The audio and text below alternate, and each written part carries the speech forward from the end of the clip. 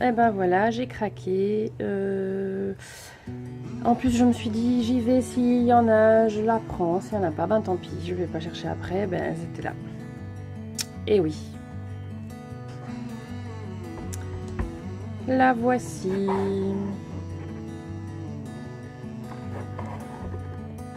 Je vous explique. Donc, la plupart de vous le connaissez, c'est une machine qui sert à faire des découpes et à placer les plaques d'embossage aussi. Donc, ça permet de faire de l'embossage à froid. J'ai déjà une Big Shot que j'ai acheté d'occasion. Et donc, dans le lot que j'ai acheté d'occasion, il y avait la Big Shot normale et la Big Shot A4. Donc, la Big Shot A4, je vous avoue que je l'utilise quasiment jamais. Et la Big Shot normale, elle m'embête un petit peu parce que même si elle est censée être format A5, elle est quand même assez encombrante. C'est pour ça que j'ai acheté celle-ci. J'essaie de me justifier.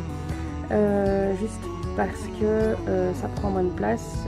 Et j'ai eu confirmation comme quoi, de toute façon, parce que j'avais un petit peu peur au début, les classeurs d'embossage larges passe dedans. Donc comme ça vous le savez, ça passe dedans. C'est pour ça que je me suis laissée tenter. Cette petite vidéo, je vous la fais juste pour vous montrer justement comment elle fonctionne et aussi faire la comparaison avec la Big Shot format A5. Donc voici la bête ici. Bon, elle pèse son petit poids, mais elle est bien stable, il n'y a pas de souci. Et c'est pas lourd non plus. Hein. Et voici la Big Shot qui ne rentre pas dans le champ. Hop, hop, hop. On va faire comme ça. Voilà, qui est plus lourde. Bon, les plaques de découpe, je les ressors. Pardon, désolée. J'ai fait tout bouger. Donc ça, ce sont les dimensions des plaques de découpe de la Big Shot, qui ont déjà bien servi, parce que je vous dis, moi c'est un modèle d'occasion, mais j'ai retrouvé des plaques, c'est simplement du plexi qu'il faut couper à dimension. J'ai retrouvé des plaques, et alors je me sers d'une feuille de papier photomagnétique quand je fais des découpes avec les dies, pour que le dies reste bien en place. Voilà, ça c'était ma petite astuce du jour. Donc, je vais bouger la Big Shot. On y verra plus clair. Ça, ce sont les plaques de la Big Shot. Et voici les plaques de Love to Craft. Donc, il y a une petite différence de taille au niveau de la largeur, honnêtement.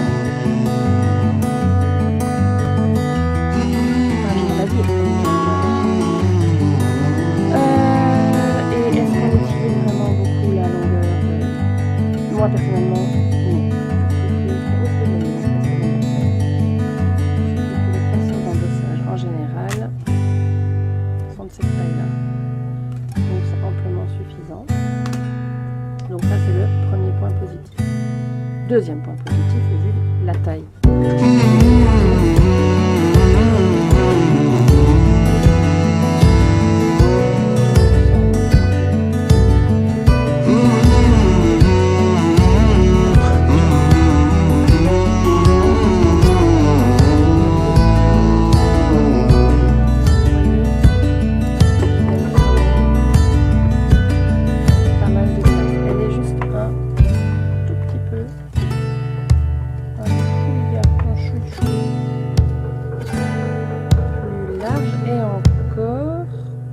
Parce que je pense que ça ici,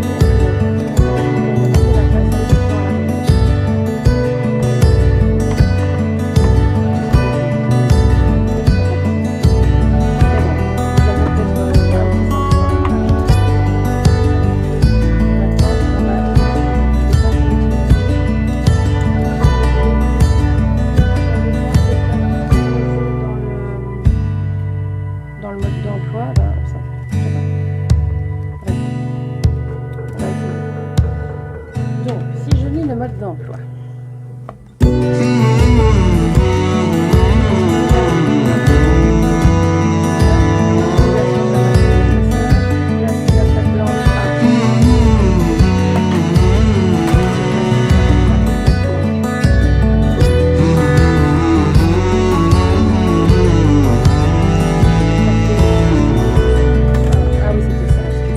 fait, il y a deux plaques B, c'est ça que je devais vous dire.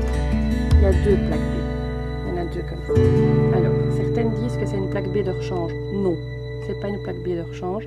C'est juste que pour utiliser avec les classeurs d'embossage, vous faites un sandwich comme ça, avec les deux plaques B.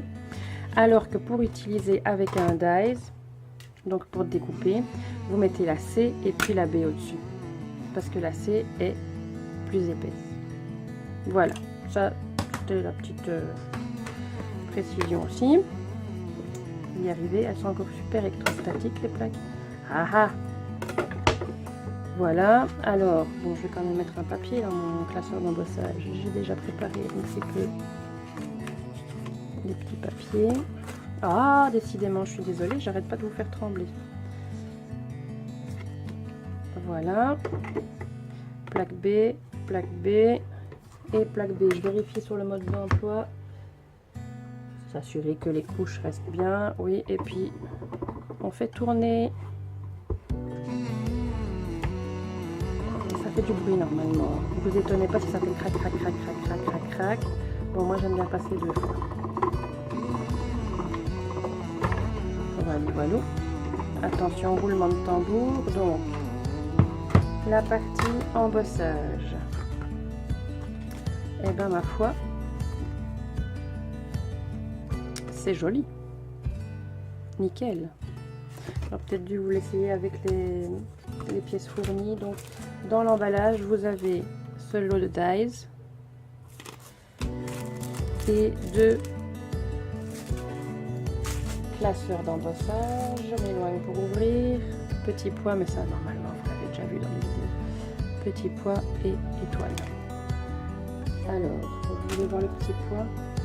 On va faire le petit pois. Donc, je répète, une baie en dessous, le classeur, une baie au-dessus, et c'est parti mon kiki.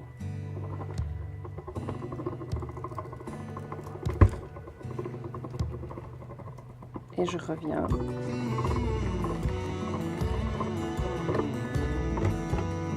Je vais un peu huiler les rouleaux parce que j'ai une petite substance huileuse là sur ma plaque du dessus. Et voilà les petits pois. Sympa, hein? Super. Alors, on va tester une découpe. On va tester une découpe et là j'hésite, est-ce que je teste mes nouveaux dies que j'ai... Non, on va tester les dies qui sont fournis avec. On va faire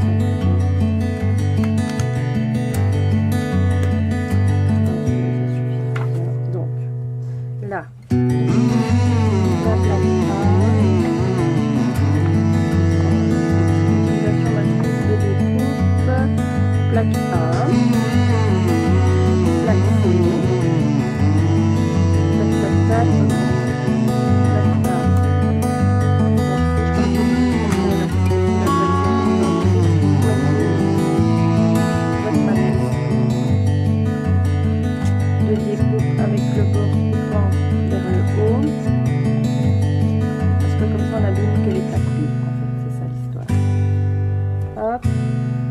Papier, la plaque B, bon, on cherche pas à être précis et on y va.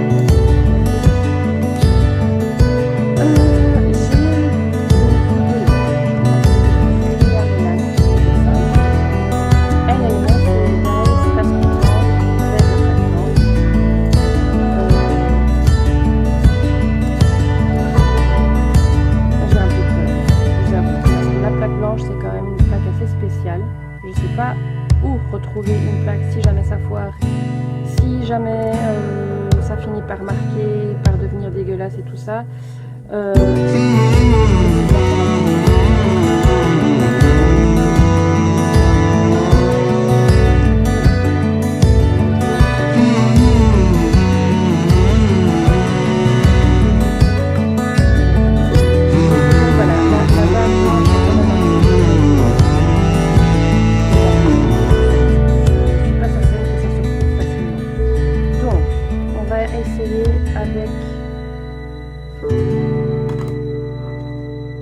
ma plaque ici et on met la plaque B en dessous, non c'est la plaque C en dessous, je vais y arriver hein. La plaque C en dessous, on va essayer le die cœur, j'essaie d'aller vite hein. On va essayer le cœur, je me répète en plus. Donc, plaque C,